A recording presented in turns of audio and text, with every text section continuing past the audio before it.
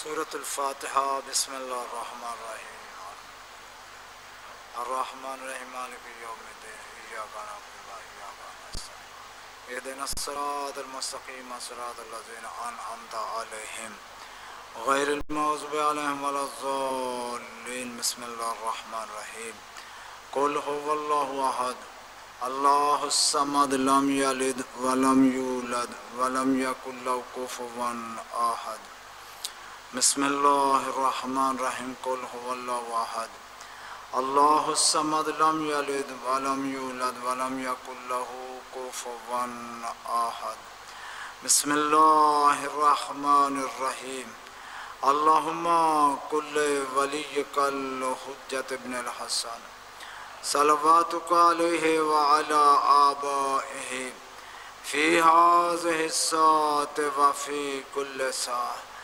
ولیاً وحافظاً وقائداً وناصراً ودلیلاً وعینا حتی تسکنہ ارضک طوعا وتمتعہ فیہا طویلا بفضلک ورحمتک یا ارحم الراحمین رب صل علی محمد وآل محمد بسم اللہ الرحمن الرحیم یا اللہ یا اللہ یا اللہ یا رب یا رب یا رب یا حی یا قیوم یا ذا الجلال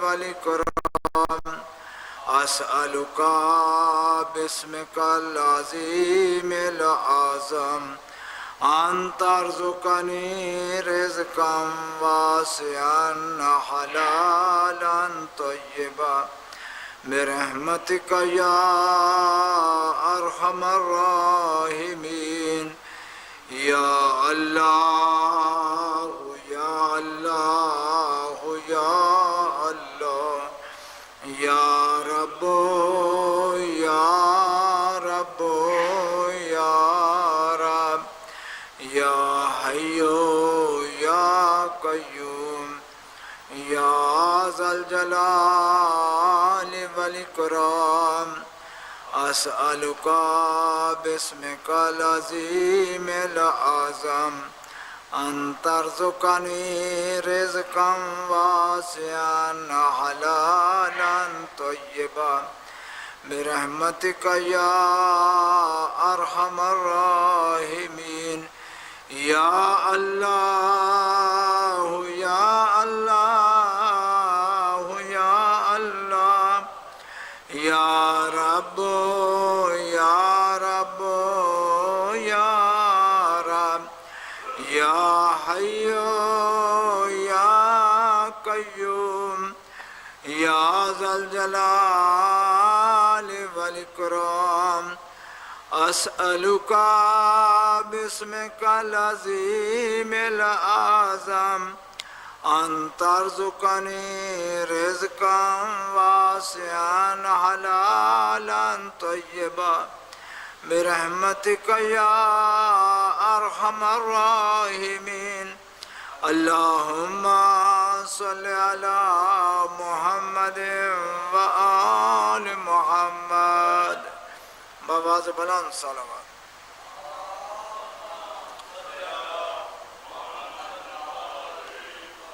نعرہ تکبیر نعرہ تکبیر نعرہ رسالت نعرہ رسالت نعرہ حیدری حسینیت حسینیت یزیدیت یزیدیت بآواز بلند صلوات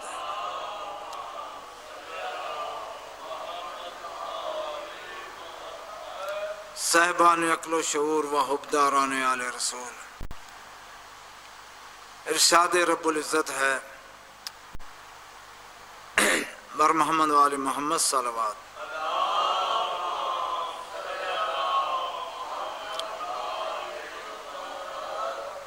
أعوذ بالله من الشيطان اللعين الرجيم بسم الله الرحمن الرحيم الحمد لله الذي جعل الشمس ضياء والقمر نورا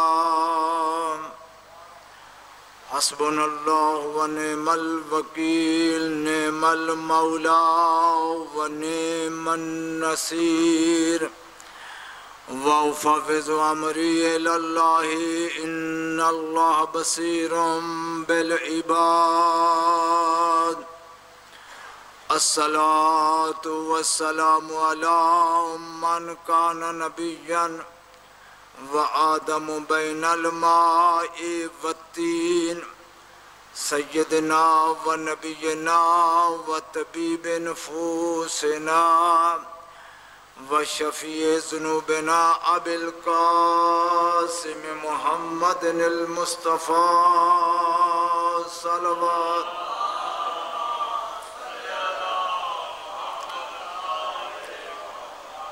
وآله الأطيبين الأطهرين الأكملين ولعنة الله على أعدائهم ملعونين من يوم عداوتهم إلى يوم الدين أما بعد فقد قال سبحانه وتعالى في كتابه المتين بسم الله الرحمن الرحيم يا أيها الذين آمنوا أطيعوا الله وأطيعوا الرسول وأولي الأمر منكم صلوات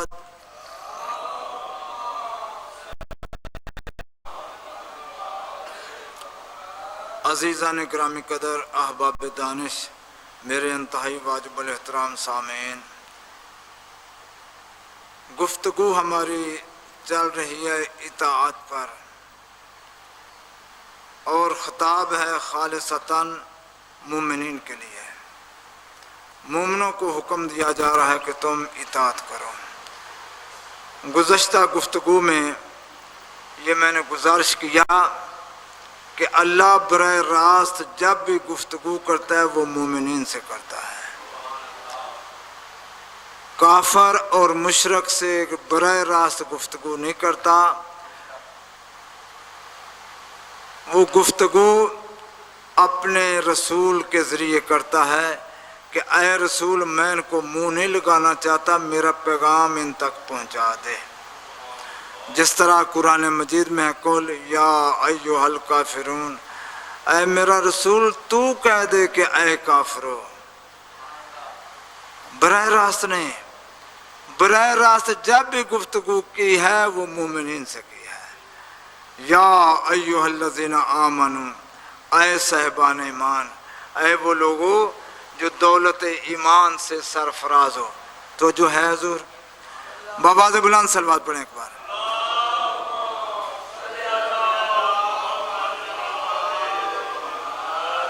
بار دیگر صلوات۔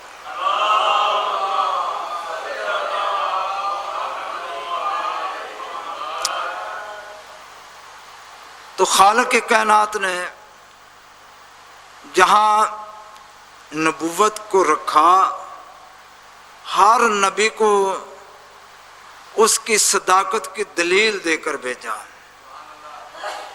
تو جو میری طرف رہے ذرا، ہر نبی کو جب اس دنیا میں تبلیغ دین کے لیے بھیجا، اپنا پیغام پہنچانے کے لیے، امت کی اصلاح کے لیے، لوگوں کو گمراہی سے بچانے کے لیے پیغام دے کے جب بھی بھیجا، ساتھ اس نبی کی صداقت کی دلیل دے کر بھیجا۔ نبی کی صداقت کی دلیل کیا ہے کہ جیسے وہ نبی پہچانا واقعی نبی ہے، جیسا کہ بہت سے افراد نے مسلمہ کذاب یا دیگر یا اس دور میں بھی کبھی فیصل آباد، ہر دور میں کہیں نہ کہیں لوگ دعوی نبوت کرتے رہے۔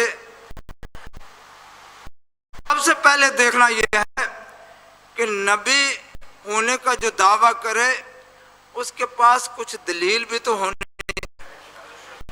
نبوت کی دلیل کیا ہے؟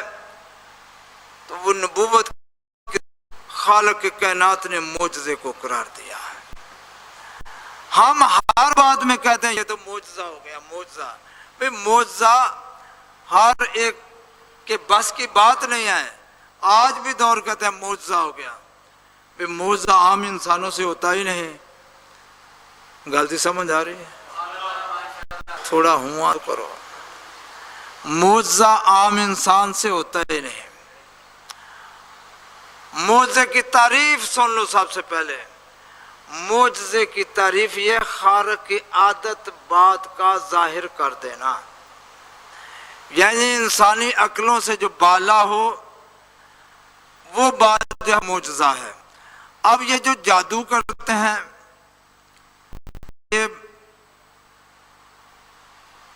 یہ جادو کرنا، ٹونا کرنا، اس سے بھی لوگوں کے ذہنوں میں وسوسہ ڈالا جاتا ہے۔ وہ عام انسان کی عقل جو ہے وہ معوف ہو جاتی ہے، وہ سمجھتے نہیں کہ یہ جادو ہے یا معجزہ ہے۔ بس سمجھ رہے ہو؟ جادو اور ہے، معجزہ اور ہے۔ جادو صرف زمین پہ کیا جا سکتا ہے، معجزے کا تعلق زمین سے بھی ہے، آسمان سے بھی ہے۔ آسمانوں پہ جادو نہیں چلتا، بلکہ اللہ کی وہ حقیقت جو ہے، وہ دلیل نبوت جو بن کے آتی ہے، اس کا نام معجزہ ہے، جو عقل انسانی سے بالا ہوتا ہے۔ تو ہر نبی کو اچھا معجزہ کس کس سے صادر ہوتا ہے؟ فلاں ولی کے دربار پہ معجزہ ہو گیا، فلاں امام بارگاہ میں معجزہ ہو گیا، فلاں جگہ پہ معجزہ ہو گیا۔ بھئی یہ معجزے نہیں ہوتے، غور سے سنو۔ پھر معجزہ یا پیغمبر سے ظاہر ہوتا ہے یا امام سے ظاہر ہوتا ہے، اس کے علاوہ کسی بندے سے معجزہ نہیں ہے۔ یہ کلیہ یاد رکھ لو۔ معصومین علیہ السلام نے جو فرمایا ہے، معجزہ کون آ سکتا ہے؟ اللہ کا نبی یا وقت کا امام، جو بھی امام ہو، ان سے معجزات صادر ہوتے ہیں حقانیت کو ثابت کرنے کے لیے۔ لیکن اس کے علاوہ اولیاء اللہ ہیں، صحابہ ہیں یا عام انسان ہیں، ان سے معجزے نہیں ہوتے۔ اس کو ہم کرامت کہہ سکتے ہیں، معجزہ نہیں ہے یہ۔ آج کچھ ایسی بات ہو جو پہ اس طرح کا سارا یہ معجزہ ہو گیا ہے، یہ معجزہ کدھر سے آ گیا بھائی؟ معجزے والے چلے گئے، یا اس وقت جو معجز نما ہے وہ پردہ غیبت میں ہے۔ اس کے علاوہ کسی انسان سے معجزہ صادر نہیں ہوتا۔ عزیزان گرامی قدر، ہر نبی کو اللہ نے معجزہ عطا کیا، لیکن معجزہ جو دیا اس وقت کے حالات کے مطابق دیا، جیسا دور تھا ویسا معجزہ۔ اور دوسری بات، حقانیت اسلام اور تمہارے پیغمبر کی نبوت کا منہ بولتا ثبوت جو ہے وہ آج بھی موجود ہے۔ ہر نبی کا معجزہ اس کے دور میں ہی ختم ہو گیا، ہر نبی کا معجزہ۔ بھئی عصائے موسیٰ اب کہاں ہے؟ موسیٰ اپنے گریبان میں ہاتھ ڈالتے تھے، نکالتے تھے، وہ چمکتا ہوا دکھائی دیتا تھا، وہ معجزہ کدھر ہے؟ یا مولا امیر المومنین علیہ السلام، معجزہ پیغمبر سے ہوتا ہے یا امام سے؟ پیغمبر علیہ السلام کے بعد امام علیہ السلام نے مردوں کو ظاہری طور پہ زندہ کیا، تو وہ معجزے اب کدھر ہے؟ بات سمجھ رہے ہو؟ یا دیگر معجزات وہ کدھر ہیں؟ اگر نبی کے ہاتھ پہ संग्रेजों ने पत्थरों ने कलमा पढ़ा था तो वो मौजज़ा आज किधर है। लेकिन एक मौजज़ा नबी का आज भी मौजूद है और क़यामत तक मौजूद रहेगा, वो क़यामत तक रहेगा। मौजज़ा हर नबी को उसकी ज़रूरत के मुताबिक उम्मत में जिस चीज़ का रवाज था, मिसाल के तौर पे हज़रत मूसा अलैहिस्सलाम के दौर में जादूगरी का दौर था, लोग जादू बहुत ज़्यादा जानते थे, तो उसके मुताबिक मौजज़ा दिया असा की सूरत में। ऐ नबी, ये जादू करते हैं लेकिन जादू का तोड़ मैं तुम्हें मौजज़ा देता हूँ। अगर ये असा, अगर ये अपनी रस्सियों को फेंके सांप बन जाए, ऐ मेरा नबी मैं तुम्हें असा देता हूँ, तो असा को फेंकेगा ये अजदहा बन जाएगा। असा के जरिए तू बहुत से काम ले सकता है, हर वक्त के मुताबिक मौजज़ा। हज़रत ईसा अलैहिस्सलाम के दौर में हिकमत का दौर था, हिकमत बहुत ज़्यादा थी, तो ईसा को मौजज़ा दिया कि वो जो बरस शुदा थे, ये सफ़ेद दाग देखते हो ना बाज़ अफराद को, जिसे फुलबेरी कहते हैं, फुलैरी वाले के जिस्म पे हाथ फेरते थे वो सेहतयाब हो जाता था।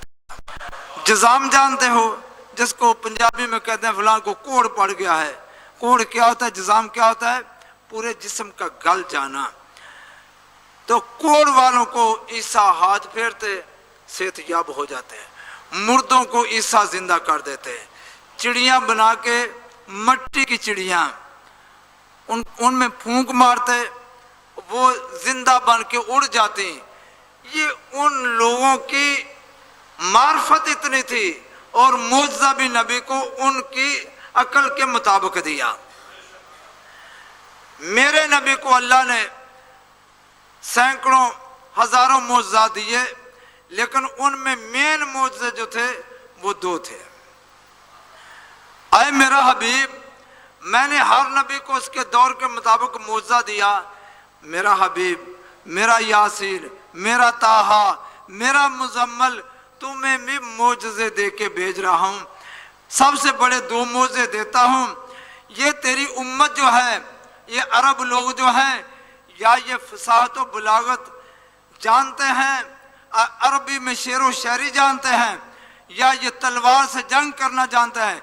और मेरा हबीब और मेरा यासीन, मैं तुम्हें दो मौजज़े देता हूँ।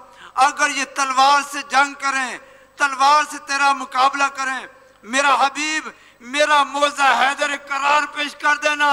अगर ये फसाद और बलागत में तेरा मुकाबला करे तो मेरा मौजज़ा कुरान पेश कर देना। अजीज़ान गिरामी कदर, वो मौजज़ा कुरान जो है वो आज भी जिंदा है। वो मौजज़ा खालिक के कायनात ने वो दावा, चैलेंज आज भी कुरान में बाकी रखा है। वो चैलेंज क्या था?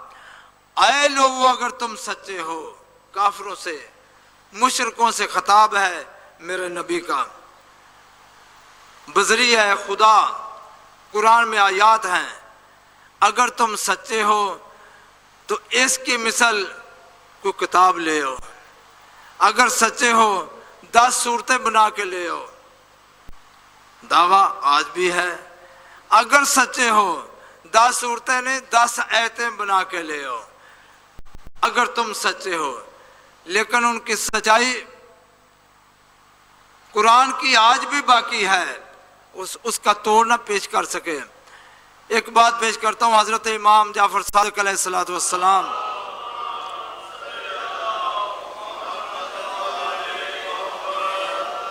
एक बंदे ने कुरान के मुकाबले में किताब लिखनी शुरू कर दी, कुरान का तोड़।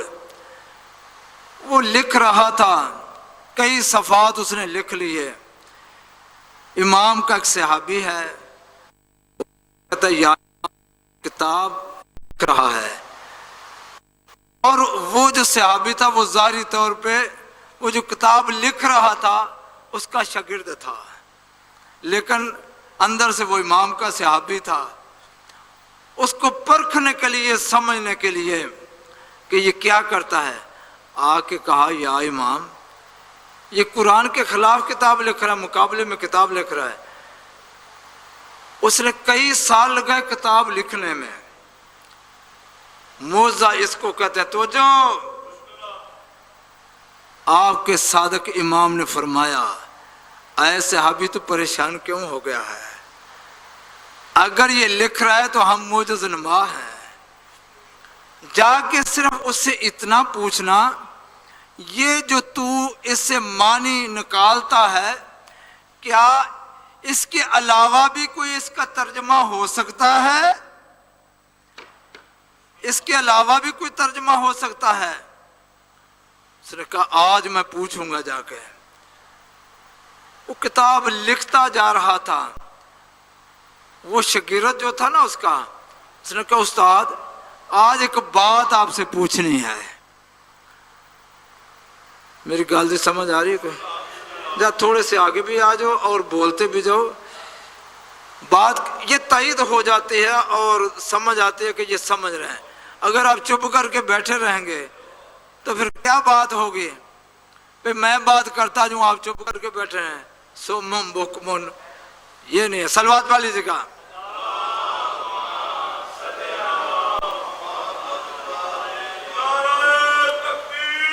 اللہ اکبر، یا رسول اللہ،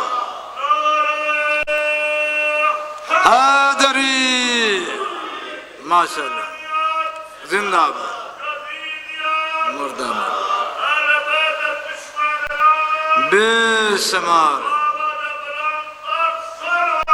اللہم صلی علی محمد و آل محمد۔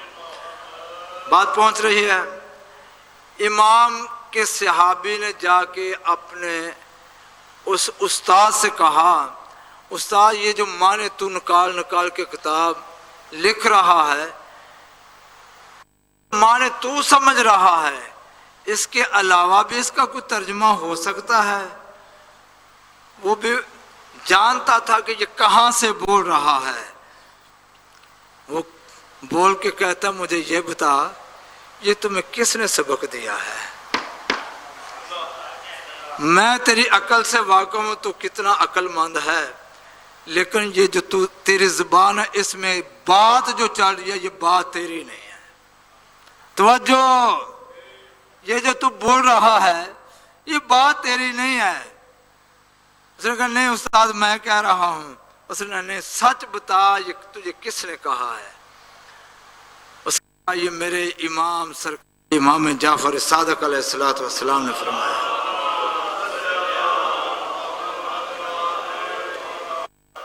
30 سالوں کی اس نے پھاڑ کے پھینک دیا۔ اس نے کہا تیری ایک بات نے، تیرے امام کی ایک بات نے میری سالوں کی محنت کو ضائع کر دیا ہے۔ معنی تو اور بھی ہو سکتے ہیں لیکن میں جو سمجھا میں نے وہ لکھا، لیکن تیرے امام کی ایک بات نے میری سالوں کی محنت کو ضائع کر دیا۔ یہ معجزہ ہے، اس کو معجزہ کہتے ہیں۔ عزیزان گرامی قدر، قرآن کریم اللہ نے معجزے کے طور پہ دیا۔ آپ دیکھنا یہ ہے یہ قرآن کب نازل ہوا؟ سورہ بقرہ قرآن حکیم کا ظاہری طور پہ دوسرا سورہ، اس میں خالق کائنات ارشاد فرمایا ہے رمضان الذی انزل فیہ القرآن۔ پوچھتے ہو کہ قرآن کب نازل ہوا، تو قرآن مجید رمضان المبارک نازل ہوا۔ پھر لوگوں نے سوال کیا کہ یا رسول اللہ رمضان میں تو نازل ہوا، لیکن دن کو نازل ہوا یا رات کو نازل ہوا؟ قرآن دن میں نازل ہوا، رات میں نازل ہوا؟ تو قرآن حکیم کی صورت میرے نبی نے پڑھی انا انزلناہ فی لیلۃ مبارکہ، ہم نے اس کو مبارک شب میں نازل کیا، یعنی دن میں نازل نہیں ہوا، رات میں نازل ہوا۔ سورہ دخان میں اللہ تعالیٰ کا ارشاد یا رسول اللہ یہ بھی پتہ چل گیا مہینہ رمضان کا تھا اور دن کو نازل ہوا رات کو نازل ہوا، لیکن یہ تو فرمائیے وہ رات کون سے تھے؟ بات کی سمجھ آ رہی ہے؟ رات کون سی تھی؟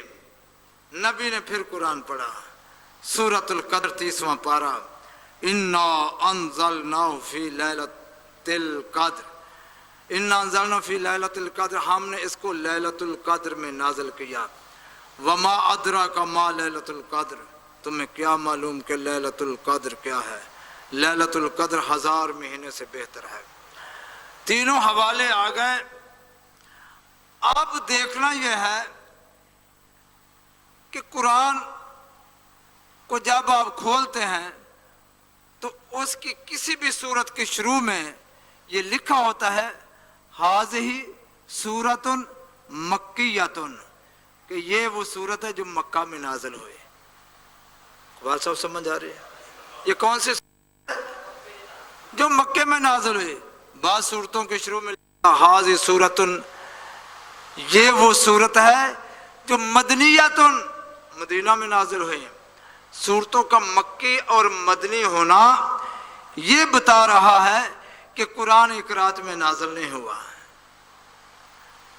یہ مختلف وقتوں میں، کوئی دن میں آیت آئی، کوئی رات میں، کوئی پہاڑ پہ آئی، کوئی غار میں، مختلف مواقع پہ حالات کے مطابق یہ قرآن نازل ہوتا رہا۔ تو پھر خدایا یہ تضاد نہیں ہے؟ ادھر تو کہہ رہا کہ یہ ایک رات میں نازل ہوا، کبھی یہ تو کہتا ہے شب قدر میں نازل ہوا۔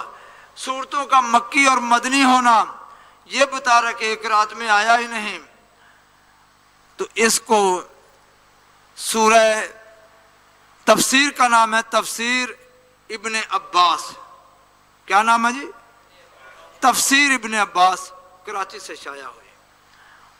اس میں اس چیز کو حل کیا گیا کہ قرآن کا نزول 2 دفعہ ہوا ہے، ایک دفعہ نہیں نازل ہوا۔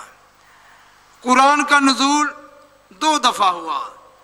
ایک دفعہ یہ بھی آیات درست ہیں کہ ایک ہی رات میں نازل ہوا، وہ جو ایک رات میں نازل ہوا وہ قلب مصطفیٰ پہ نازل ہوا، اور دوسرا مکی اور مدنی یہ دوسری دفعہ نازل ہوا۔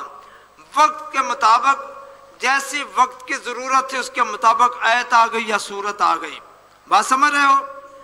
مکے میں جتنی صورتیں ہیں وہ عقیدے کے متعلق ہیں۔ مکے میں اکثر صورتیں عقیدے کے متعلق، توحید ہے، عدل ہے، نبوت ہے، یہ صورتیں ہیں۔ لیکن مدینہ میں اکثر صورتیں جو آئیں وہ عبادات کے متعلق ہیں، کیوں؟ عبادات کے اکثر مسائل مدینہ میں نازل ہوئے۔ مکی زندگی میں توحید کے درس ہی تھے، زیادہ تر لوگوں سے یہ منوایا جاتا تھا قولوا لا الہ الا اللہ، لوگوں مانو کہ اللہ ایک ہے۔ عزیزان گرامی قدر، اچھا یہ جو قرآن ہمارے پاس ہے یہ اصل ہے؟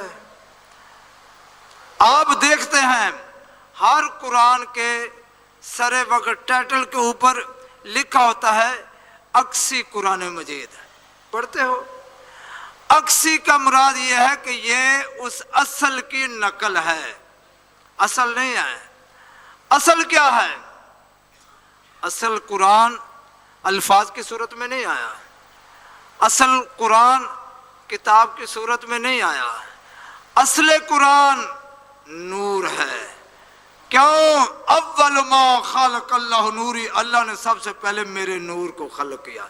تو نور پہ نور نازل ہوتا ہے، کتابیں نازل نہیں ہوتے۔ تو اصل کتاب کیا ہے بھائی؟ نور، روح، یہ اللہ نے القاء کیا نور کی صورت میں، اور وہ نور کی صورت میں قلب مصطفیٰ پہ نازل ہوا۔ اور بھائی یہ قرآن تقریباً 12 سال 5 مہینے 13 دن، کتنا؟ 13 دن قرآن مکہ میں نازل ہوا۔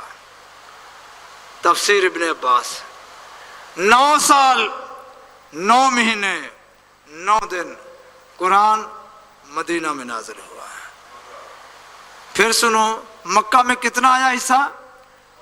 13 سال 12 سال 5 مہینے 13 دن، اور 9 سال 9 مہینے 9 دن مدینہ میں قرآن نازل ہوا۔ اور یہ قرآن نازل ہوتا رہا وقت کے مطابق۔ عزیزوں، اس قرآن کی پاور کتنی ہے؟ پاور اتنی ہے اس کو پہاڑ بھی برداشت نہیں کر سکتے۔ ہم زمانے میں یہ جانتے ہیں کہ سب سے مضبوط چیز کا نام پہاڑ ہے، لیکن سورہ حشر میں میرا خالق فرما رہے لو انزلنا ھذا القرآن علی جبل لرأیتہ خاشعا متصدعا من خشیۃ اللہ۔ یہ قرآن میں طاقت اتنی ہے، وزن اتنا ہے، اگر ہم اس کو پہاڑوں پہ نازل کرتے، توجہ، اگر پہاڑوں پہ نازل کرتے، پہاڑ خشیت الہی سے ریزہ ریزہ ہو جاتے، کرچی کرچی ہو جاتے، ذرہ ذرہ ہو جاتے۔ تو یہ کس کا وزن ہے؟ کس کی قوت ہے؟ قرآن کی۔ عزیزان گرامی قدر، وہ کتنا مضبوط دل تھا میرے مصطفیٰ کا، کتنا مضبوط تھا دل میرے نبی کا۔ پورا قرآن نازل ہوا، بے ہوش نہیں ہوا، کچھ بھی نہیں ہوا۔ عزیزوں، آپ نے یہ قرآن میں سنا ہوگا، علماء سے اکثر یہ سنتے ہیں کہ جب حضرت موسیٰ علیہ السلام کی امت نے یہ کہا ہم آپ کو نبی پھر مانیں گے اگر تیرے اللہ کا دیدار ہو جائے، تیرے اللہ کی زیارت ہو جائے۔ آج بھی کچھ دعوے دار ہیں مسلمان کہ روز حشر اللہ کرسی پہ بیٹھے گا، کرسی چڑ چڑ کرے گی، ہاں، کرسی کی آوازیں نکلیں گی، اور پھر جب میرا اللہ خطاب فرمائے گا لوگ اس کی زیارت کریں گے۔ ہم ایسے اللہ کو نہیں مانتے۔ اور پھر اللہ جب فیصلے کرے گا اور بہت سے افراد کو جہنم میں پھینکے گا، جب جہنم میں بہت سے افراد جل رہے ہوں گے، اس وقت میرا خالق کہے گا جہنم کچھ اور چاہیے، توجہ، کچھ اور چاہیے۔ جہنم کہے گی حال میں مزید کچھ اور ہے تو بھیج دے، کچھ اور ہے تو بھیجو۔ تو تمہارا خالق جو ہے، یہ سیاستہ میں حدیثیں موجود ہیں، اپنی ایک ٹانگ جو ہے وہ جہنم میں رکھ دے گا، اور جس کا خدا ہی جہنمی ہے وہ اس کی مخلوق کس طرح جنتی بنے گی۔ اللہم صلی علی محمد۔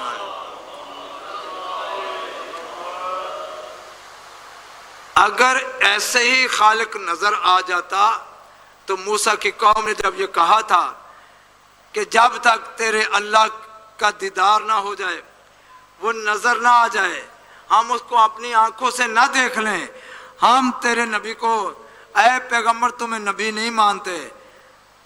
کہا خالق یہ تو کہہ رہے ہیں کہ جب تک دیدار نہ ہو جائے، اللہ کی زیارت نہ ہو جائے۔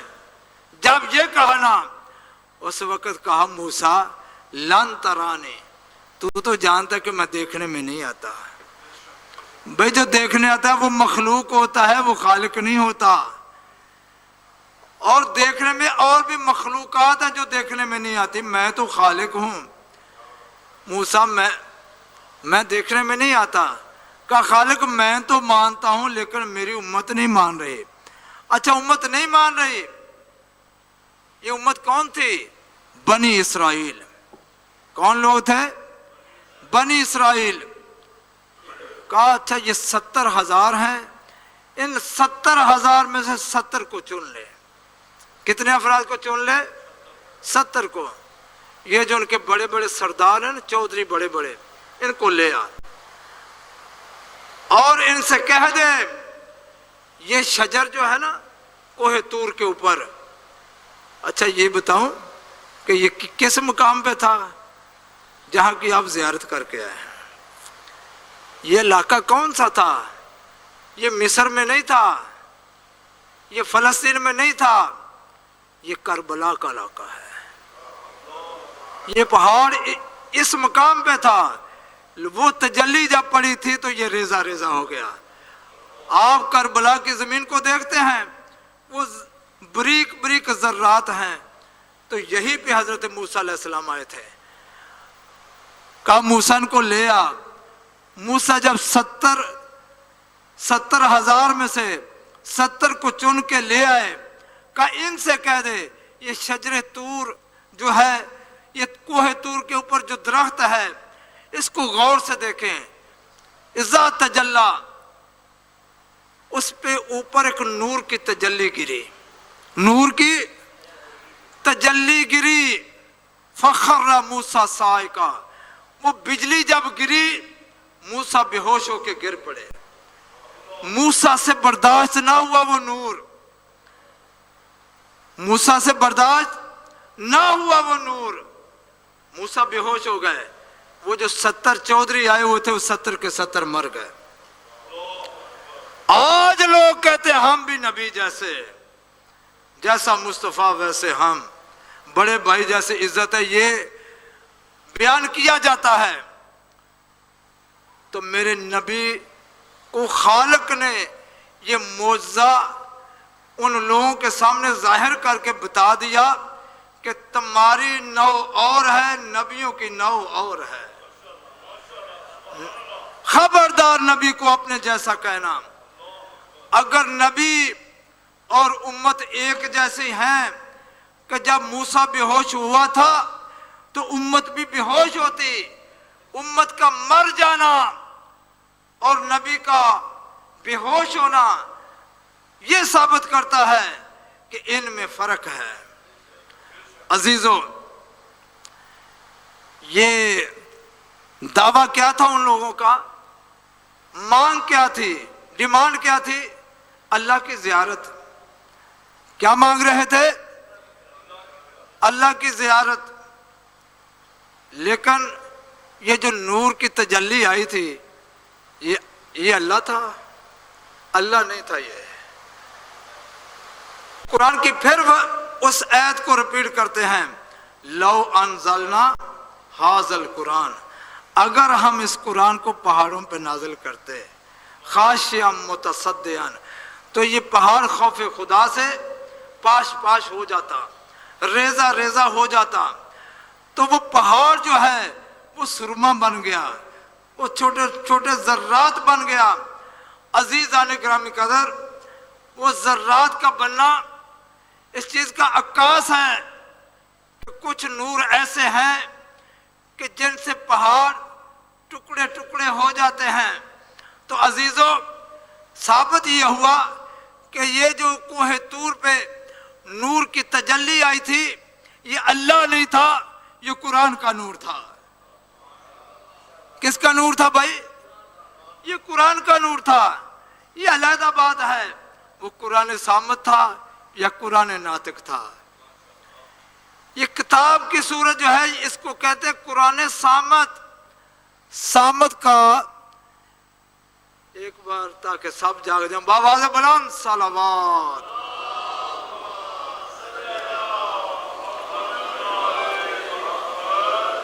قرآن صامت تو ذاکرین سے سنتے ہو، مولویوں سے سنتے ہو، کبھی توجہ کیا کہ قرآن صامت کا ترجمہ کیا ہے؟ صامت کہتے ہیں گونگے کو، جو بول نہ سکے۔ اس کی دلیل اور دے دیتا ہوں۔ پہلا پارہ تو آپ نے پڑھا ہے، اس کی ابتدائیہ سومن بکمن۔ وہ سومن بھائی اس سے صامت سے، سومن اس سے صامت نکلا ہے کہ جو زبان سے بول نہ سکتا ہو۔ تو یہ خاموش رہنے والا کتاب یہ قرآن صامت ہے۔ ناطق کہتے ہیں بولنے والے کو۔ تو اللہ نے یہ تو بول نہیں سکتا، تو جو بول نہ سکتا وہ کیا کہتے ہیں پنجابی میں؟ گونگے دی ہے رمضان، گونگے دی ماں جانے۔ ماں سمجھتی ہے کہ یہ بچہ کیا کہہ رہا ہے۔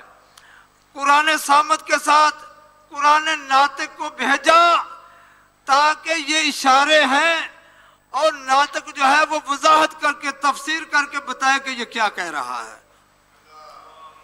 اس میں نماز پڑھنے کا حکم ہے، اشارہ دیا ہے، لیکن نماز کا طریقہ نہیں بتایا۔ اس میں حج کے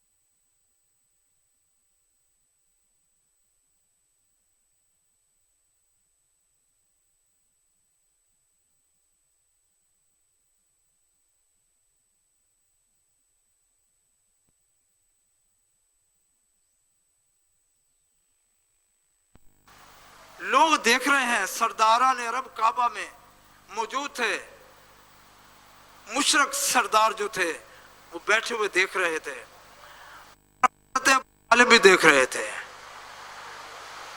حضرت عباس بن عبد المطلب جو حضرت رسول خدا کے چچا ہیں وہ بھی دیکھ رہے تھے۔ وہ ان سرداروں کے پاس بیٹھے ہوئے تھے اور بی بی کے آنے سے پتہ چلتا تھا کہ یہ کسی شریف گھرانے کی عورت ہے۔ میں شریف گھرانہ کہہ رہا ہوں، ثابت ہوا کہ سارے شریف نہیں تھے۔ ان کے گھرانے کی پہچان کیا تھی کہ یہ باحجاب ہوتے تھے، بی بی برقعے میں لپٹی ہوئی تھی अबाया में लिपटी हुई थी। तो जनाब अब्बास ने देख के ये फैसला किया कि ये हमारे खानदान बनु हाशिम की खातून है।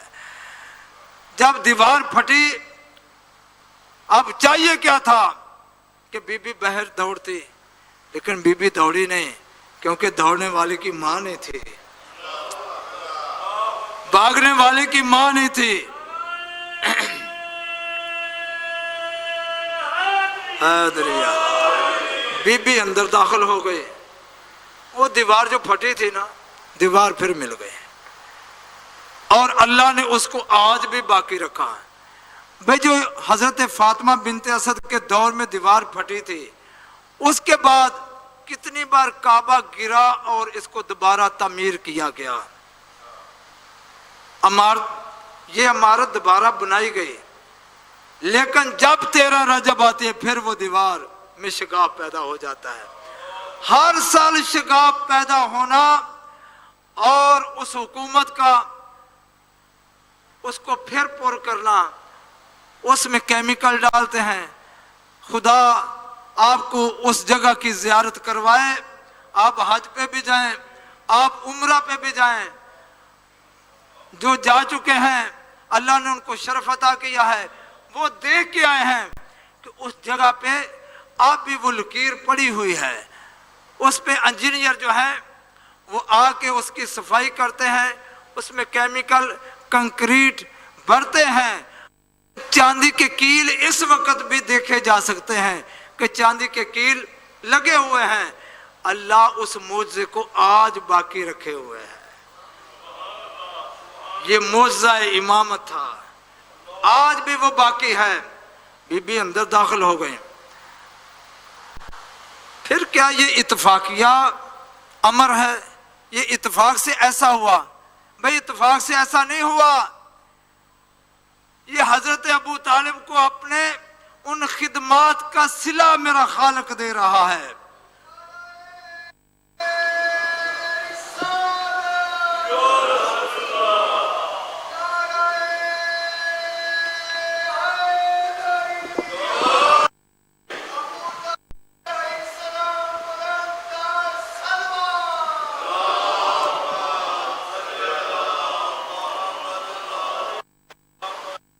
ये इत्तफाकिया अमर नहीं है कि ये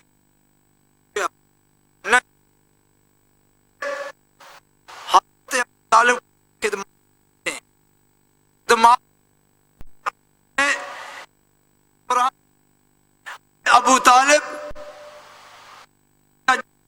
मनफआवा नबी को, आए मेरा नबी, ऐ मेरा नबी, तेरी कोई नहीं थी क्या? हमने तुम्हें पनाह नहीं दी थी? तुम्हें पनाह नहीं दी थी?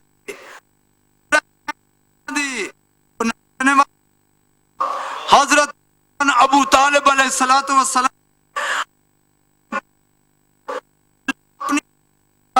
हम दी।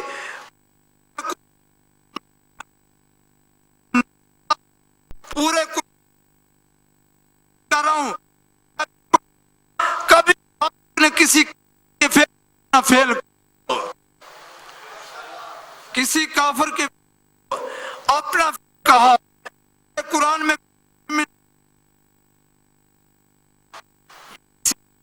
काफिर माज अल्लाह कहा जाता है अली के बाप को। तो ये अली के बाप को काफिर कहने की मुसलमानों को क्यों पेश आई? वजह क्या थी?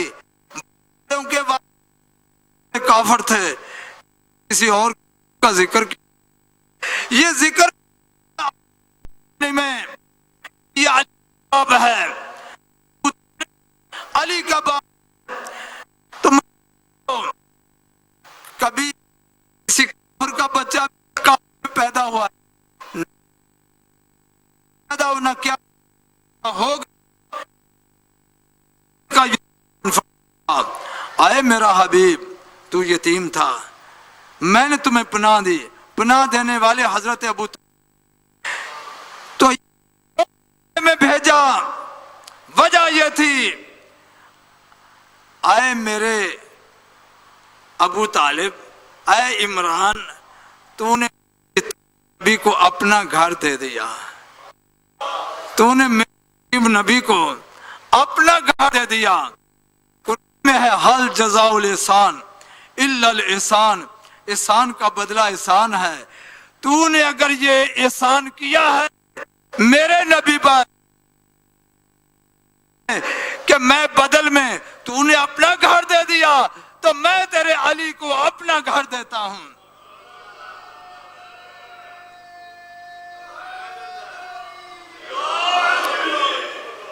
بی بی کعبہ کے پاس آئی، پریشان تھے۔ مرزا دبیر بہت بڑے شاعر ہوئے ہیں، اکثر ان کی ذاکری بیان کی جاتی ہے۔ انہوں نے بڑا نفیس سا شعر کہا ہے، حیران تھی فاطمہ کے حرم میں کدھر سے جائے، حیران تھی فاطمہ کہ حرم میں کدھر سے جائیں، دیوہ بولی بی بی ادھر سے آئیں،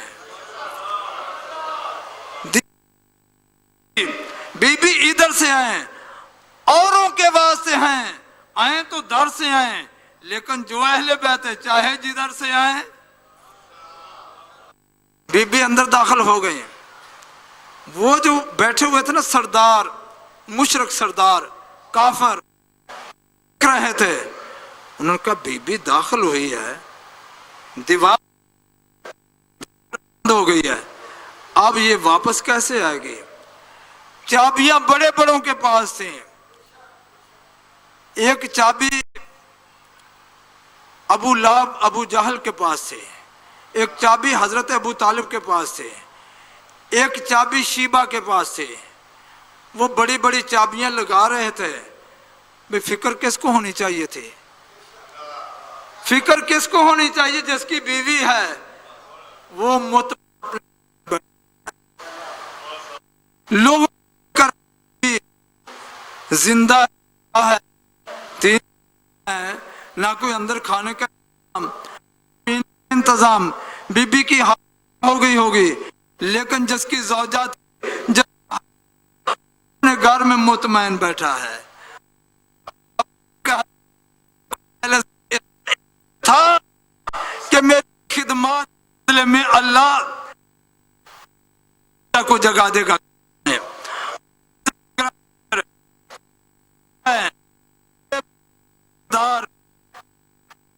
کچھ اور میں بیٹھا چابی تھے، کچھ وہ بھی کھول لیتے ہیں، بڑے بڑے پیڑ تھے، بڑے دروازہ کھلتا نہیں تھا۔ عزیزان گرامی قدر، تیسرا دن جب ہوا، رجب کا یہ واقعہ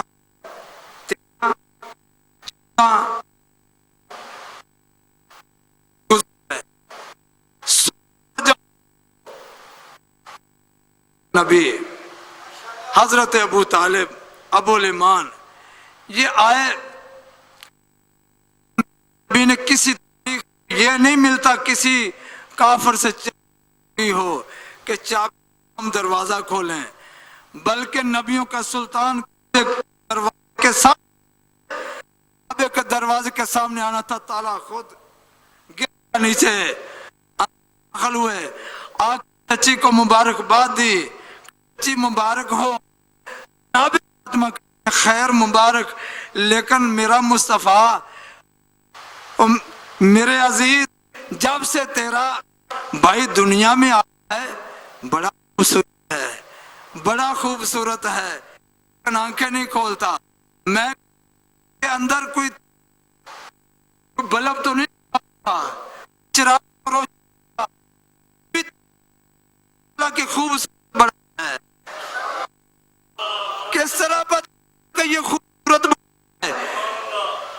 بھئی خوبصورت نہ ہو، ایک بشر مخلوق تھوڑی، خالق اللہ نوری، اللہ نے سب پہلے خلق کیا، علی من نور، میں اور تو نور کی روشنی اتنی تھی جیسے فاطمہ بنت کے کو دیکھ رہی تھی، کے چہرے کو وجہ اللہ کو دیکھ رہی تھی، وجہ اللہ کو نہیں ید اللہ کو دیکھ رہی تھی، کو نہیں اللہ کو دیکھ رہی تھی۔ تیسرے دن جب جناب رسالت مآب آئے، چیز رہا مجھے تو دو، میں اس کی زیارت کروں، بس ہاتھ بڑھائے۔ علی اسی انتظار میں رسول ہاتھوں پہ آتے ہی آنکھیں کھول دی، کھول دی۔ پہلا سوال تھا، یہ آنکھیں نہیں کھولتا۔ صفا نے مرتضیٰ سے پوچھا کیوں نہیں کھولتا تھا؟ جناب مرتضیٰ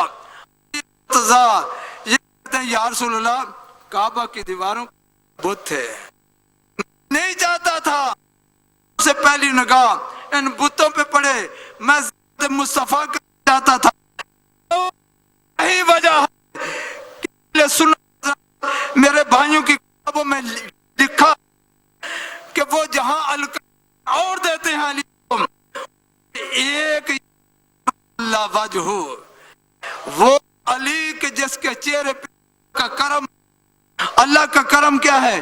نہ پہلی نگاہ بتوں سے ملائی، بڑوں بڑوں کے بعد بڑا عرصہ بڑے بڑے بزرگ وہ ان کے سامنے ریز ہوتے رہے۔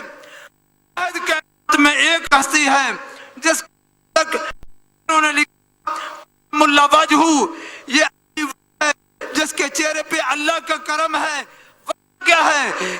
وہ تک بتوں کے سامنے نہیں ہوئی۔ مام بکا اب کا تباہ کا واجبت لہ الجنہ، ولایت کا چھٹا تاجدار فرما رہا ہے جو میرے دادا حسین پہ روئے یا رلائے یا رونے کی شکل بنا کے بیٹھ جائے، اس بندے پہ جنت واجب ہے۔ عزیزان گرامی، عزاداران مظلوم کربلا، یہ جو مصائب ترتیب کے ساتھ پڑھے جاتے ہیں نا، یہ آپ کی آسانی کے لیے کیا جاتا ہے۔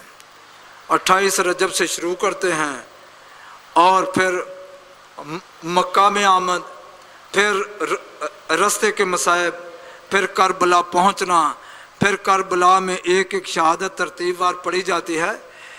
شہادتیں تو ساری عاشور کے دن ہوئی تھیں، یہ واقعات 10 محرم کا سارا، یہ سارا اس لیے آپ کو ترتیب سنائی جاتی ہے تاکہ آپ کے ذہن میں پھر تازہ ہو جائے، ورنہ یہ ساری شہادتیں سارے مصائب ایک دن کے ہیں۔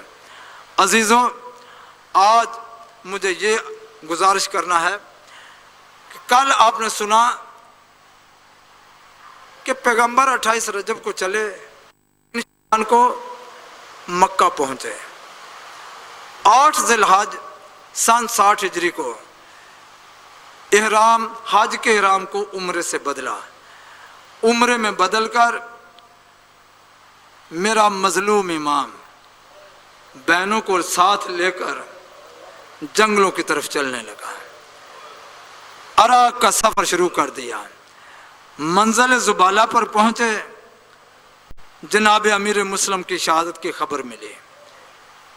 اس سے آگے چلے، آگے چلتے چلتے ایک منزل ہے، منزل عربی میں اس جگہ کو کہتے ہیں جس طرح ہمارے یہ سٹاپ ہے نا، یہ فلاں سٹاپ ہے، فلاں سٹاپ ہے، عربی میں اس کو منزل بولتے ہیں، فلاں منزل۔ جب منزل شراف پہ پہنچے، منزل شراف کے ساتھ ایک پہاڑ ہے جس کا نام ذو حسم ہے۔ پہاڑ کا نام کیا ہے؟ ذو حسم۔ اس ذو حسم پہاڑ کے دامن میں میرے امام نے ڈیرا لگایا، اور منزل شراف وہ جگہ ہے کہ جہاں پانی کا بہت بڑا ذخیرہ تھا، پانی کا انتظام بہت زیادہ تھا۔ اس مقام پہ جب یہ قافلہ رکا تو آپ کی فوج سے، مولا کے قافلے سے ایک بندے نے بلند آواز سے کہا اللہ اکبر۔ جب اللہ اکبر کہا نا تو عزیزوں، مولا حسین نے تیرا تکبیر بلند کرنے کا مقصد کیا ہے؟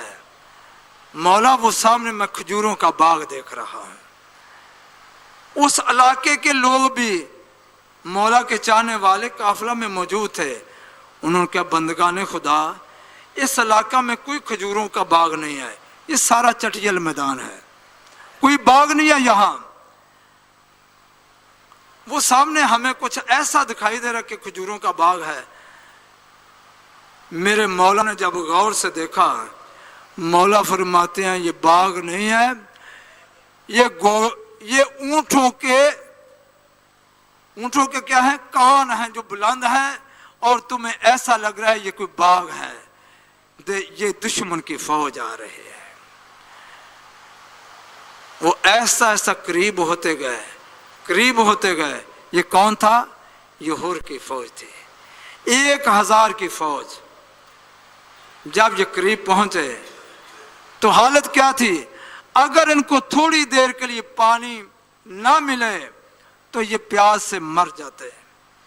لیکن حسین سخی کتنا ہے، حسین کریم کتنا ہے. ان کی اس حالت کو دیکھ کے میرا مولا فرماتا ہے عباس دیکھتے نہیں فوج پیاسی ہے، مشکے لے ان کو پانی پلاؤ. ایک ایک فوجی کو پانی پلایا گیا. عزادارو، اس فوج میں ایک ایسا آدمی جو ان سے کچھ فاصلے پہ رہ گیا تھا، اس کی حالت ان سے بھی گئی ہوئی تھی، غیر تھی. جب اس کو پانی جناب عباس نے پلایا تو وہ پانی اس کے منہ میں نہیں جا رہا تھا، پانی زمین پہ گر رہا تھا. آپ کا مظلوم امام اپنی جگہ سے اٹھا، کہا پانی کیوں نہیں پیتے ہو؟ نڈال اتنا ہو چکا تھا. اب امام نے ایک ہاتھ اس کے منہ کے نیچے رکھا، اوپر سے خود پانی ڈالا. یہ حسین کی کریمی ہے. اس طرح اس کو پانی پلایا. جب ساری فوج کو پانی پلا لیا نا، کہا باس پانی اور ہے؟ مولا پانی بہت ہے. ان کے جانوروں کو بھی پانی پلاؤ، ان کی سواریوں کو پانی پلاؤ. ساری سواریوں کو پانی پلایا گیا. عباس اور پانی ہے؟ مولا ہے. یہ صحرا ہے، کڑکتی دھوپ ہے، ان کی زریں گرم ہو چکی ہیں.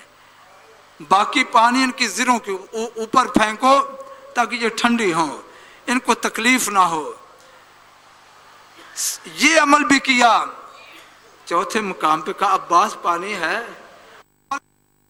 یہ جو جانور ان کے پاؤں گرمی سے جل رہے ہیں، ان کے گھوڑوں کے پاؤں کے اوپر پانی پھینکو. اتنا پانی تھا زہرا کے لال کے پاس. میں کہتا ہوں اگر پانی کو ذخیرہ رکھتا تو یہ کربلا کے میدان میں سکینہ پیاسی نہ رہتی. عزاداروں، ظہر کی نماز کا وقت ہوا. ظہر کی نماز کا وقت. امام کی فوج میں، امام کے قافلے میں جو مؤذن تھا وہ علی اکبر نہیں ہے. علی اکبر مؤذن نہیں تھا. مؤذن کا نام ہے حجاج ابن مسروق. علی اکبر نے صرف کربلا میں اذان دی ہے. سارے راستے میں اذان دینے والا مؤذن حجاج تھا. حجاج بن مسروق نے اذان دی، ظہر کی اذان. اب میرا مولا فرماتا ہے اے ہور، ہمارے پیچھے نماز پڑھو گے یا اپنی علیحدہ جماعت کرواؤ گے؟ انہوں نے کہا نہیں زہرا کلال تیرے پیچھے نماز پڑھیں گے، تیرے پیچھے نماز پڑھیں گے. عزیز و ظہر کی نماز ہوئے. مولانا کا عباس قافلے کی تیاری کرو. وہ چاہتا تھا کہ قافلے کو گرفتار کر کے کوفہ لے جائے ابن زیاد کے پاس. میرے مولا فرماتے ہیں ہم خود نہیں آئے، مجھے یہ بتاؤ کیوں آئے ہو؟ ہم تمہیں کوفہ لے جانے کے لیے آئے ہیں. مولا فرماتے ہیں کوفہ؟ ہم نہیں جائیں گے کوفہ. وجہ یہ تمہارے خطوط ہیں ہمارے پاس، تم نے ہمیں بلایا ہے. ہم خود 12,000 خط کوفیوں کے جو مولا نے محفوظ رکھے ہوئے تھے، ایک خرجی میں ڈالے ہوئے تھے، وہ سارے خط ہور کے سامنے پھینکے. کہ یہ تمہارے خط نہیں ہے، یہ تمہارے خط ہیں سارے؟ اور کہتا ہے ہمیں اس کا علم نہیں ہے، آپ کو کوفہ جانا ہوگا۔ مولا فرماتے ہیں اگر میرا آنا آپ کو پسند نہیں، میں واپس چلا جاتا ہوں، واپس چلا جاتا ہوں۔ کب واپس نہیں جا سکتے، مجھے آپ پہ مامور کیا گیا ہے۔ مولا فرماتے ہیں پھر ہم آگے چلتے ہیں۔ عزادارو، یہ قافلہ چلتا چلتا اس مقام پہ آ گیا کہ جس زمین کا ازل سے وعدہ تھا، بس یہ زمین کا واقعہ بعد میں پڑھا جائے گا۔ میں یہی کہنا چاہتا ہوں، جب ہور گھر سے چلا تھا نا، یہ یزید کی فوج کا کمانڈر تھا، 1000 افراد پہ یہ متعین تھا۔ گھر سے جب چلا تھا، پیچھے سے ایک آواز آئی، ہور تمہیں جنت مبارک ہو، ہور تمہیں جنت مبارک ہو۔ اور پریشان تھا، میں نواسہ رسول کے مقابلے میں جا رہا ہوں، جنت کس طرح؟ بس عزادارو، آ گئی شب عاشور، شب عاشور آ گئی۔ عاشور کی رات اور پریشان ہے، اپنے خیمے میں اضطراری حالت ہے، دسترخوان لگ گیا۔ غلام کہتے ہیں آؤ سردار آ کے کھانا کھاؤ، کہتے ہیں مجھے بھوک نہیں ہے۔ بیٹا کہتا ہے بابا کھانا کھاؤ، کہا مجھے بھوک نہیں ہے۔ جب یہ حالت دیکھی نا، اس وقت بیٹا پوچھتا ہے بابا تو بڑا بہادر ہے، لیکن کیا وجہ ہے آج تو اتنا پریشان کیوں ہے؟ بیٹے کو ساتھ لیا، جہاں حسین کے خیمے لگے ہوئے تھے، سیاہ رنگ کے خیمے، ان کے قریب جا کے کہا بیٹا علی بن حر، ذرا غور سے کان لگا کے سن، یہ بچوں کی آواز آ رہی ہے، بچوں کی آوازیں آ رہی ہے۔ 7 محرم سے پانی بند تھا، بچوں کے رونے کی آوازیں، رونے کی آوازیں تھی۔ عزاداران حسین، بچوں کی آوازیں آ رہی تھی، اعلیٰ تاش، اعلیٰ تاش، ہائے پیاس، ہائے پیاس۔ اور رو کے کہتا ہے اس کا ذمہ دار میں نہیں ہوں، میں نے تو ان کا پانی روکا تھا، کل نبی کو منہ کیا دکھاؤں گا؟ عزادارو، ساری رات اس اضطراری حالت میں رہا۔ 9 محرم کو آپ سنتے ہیں نا کہ کہا کہ جو مہلت لے کے آؤ، عباس مہلت مانگو۔ میں کہوں گا مہلت نہیں مانگی تھی، مہلت اشقیاء کو دی تھی حسین نے، کہ سوچ لو تم کس کے خون سے ہاتھ رنگین کرنے والے ہو۔ اس مہلت کا نتیجہ یہ نکلا کہ ہور جیسا بہادر جو ہے وہ یزید کی فوج سے نکلا، ہور کا بیٹا، ہور کا غلام، ہور کا بھائی، یہ افراد جو ہیں یہ حسین کی طرف جا رہے ہیں۔ حسین نے دیکھ لیا، اب اتنا شرمندہ ہے ہور، کہا بیٹا علی میری آنکھوں پہ پٹی باندھ ہے، مجھ سے برداشت نہیں ہوتا، کس طرح حسین سے آنکھیں ملاؤں گا؟ عزاداروں پٹی باندھی گئی۔ اس کے بعد کہا میں نے بہت بڑا جرم کیا ہے، جب میں حسین کے گھوڑے کی لگام میں ہاتھ ڈالا تھا، ایک بی بی کے رونے کی مجھے آواز آئی تھی، اور میرے ہاتھوں کو بھی باندھ دے، اس طرح جس طرح قیدیوں کو کھینچا جاتا ہے۔ اور جو ہے اس طرح اپنے آپ کو گرفتار کروا کے آ رہا ہے۔ میرے مولا کریم کتنے ہیں، کہتے ہیں عباس، علی اکبر، جو میرا مہمان آ رہا اس کا جا کے استقبال کرو۔ عباس استقبال کرنے کے لیے آئے، عزادارو اور قریب آیا، میرے مولا کے قدموں میں گر گیا، پاؤں کو بوسہ دے کے کہتا ہے کریم ماں کا کریم بیٹا ہے، کیا میرے لیے معافی ہے؟